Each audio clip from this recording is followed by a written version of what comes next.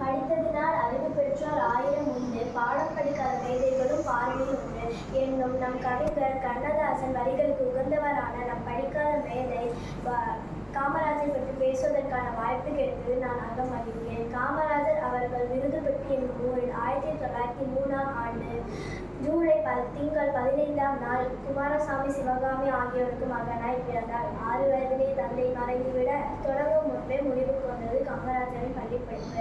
தனது 14 வயதிலே இந்திய நேஷனல் காங்கிரஸ் கட்சியில் முழுநேர தொண்டராய் சேர்ந்தார். நேர்மையும் துணிச்சலும் கொண்ட காமராஜர் 1954ஆம் ஆண்டில் முதலமைச்சர் ஆனார்.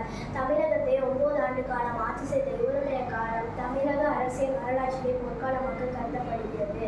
1953ஆம் ஆண்டில் ராஜாஜி கொண்டு வந்த குலக்கல்வி திட்டத்தினால் எதிர்ப்புகள் கிளம்பியது. இதனால் காங்கிரஸ் கட்சியினுடைய ராஜாஜிக்கு மதிப்பு குறைந்தது. எனவே ராஜாஜி பதவியில் இருந்து விலகி தனது இடத்திற்கு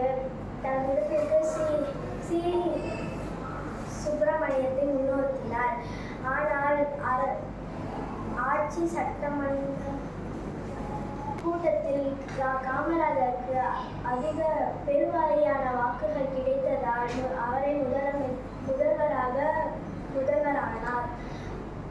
முதல்வரான பின்னர் ராஜாஜி கொண்டு வந்த குலக்கல்வி திட்டத்தினை கைவிட்டு அவரால் மூடப்பட்ட 6000 பள்ளிகளை திறந்தார். மேலும் 17,000க்கும் மேற்பட்ட பள்ளிகளை புதிதாகவும் திறந்தார். இதனால் ஆங்கிலேயரின் ஆட்சி காலத்தில் 7% இருந்த கல்வி கற்போரின் எண்ணிக்கை இவருடைய ஆட்சியில் 37% உயர்ந்தது. இவருடைய ஆட்சி காலத்தில் கல்விக்கு முதலிடத்தை வகுத்தவர். குறிப்பாக 1957 15,800 இருந்த தொடக்கப் பள்ளிகள் 1962 29,000 உயர்ந்தது.